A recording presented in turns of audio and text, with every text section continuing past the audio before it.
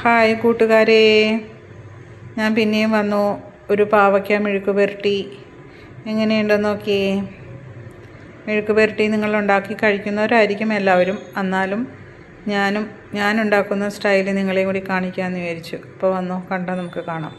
പക്ഷേ അരിഞ്ഞ് ചെറിയ കഷ്ണങ്ങളാക്കി അരിഞ്ഞിട്ട് ഉപ്പിട്ടിട്ട് കുറച്ച് നേരം വെയിറ്റ് ചെയ്യും. മൂടി വെച്ചതിന് ശേഷം ഇതേപോലെ നീര് എടുക്കും. നീര് പിഴിഞ്ഞ് കളയും.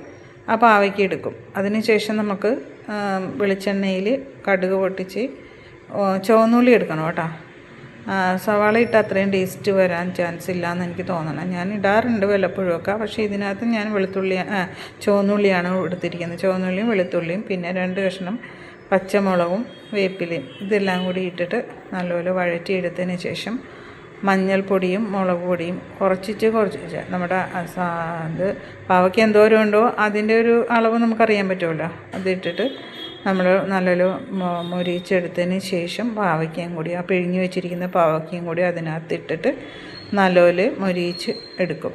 അത് ആവിയിൽ മൂടി വെക്കരുത് കേട്ടോ. മൂടി വെച്ച് ആവിയിൽ അത് ആ വെള്ളം ഇറങ്ങിക്കഴിഞ്ഞിട്ടുണ്ടെങ്കിൽ കയ്പ്പ് വരും എന്നാണ് പറയണത്. അപ്പോൾ ഞാൻ തുറന്ന് വെച്ച് തന്നെ അതിന് വേവിച്ചെടുക്കും.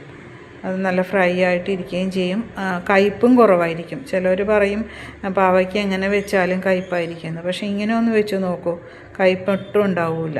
ഒരു പാത്രം ചോറ് തിന്നാൻ പറ്റും. ചൂട് ചോറും ചൂട് പാവയ്ക്ക മെഴുക്ക് പുരട്ടിയതും കൂടി ഉണ്ടെങ്കിൽ സൂപ്പറാണ്.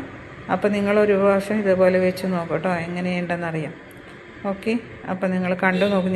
ഇങ്ങനെ തന്നെയാണോ നിങ്ങൾ വെക്കുന്നതെന്നും കൂടി പറയണേ കേട്ടോ. ഓക്കേ.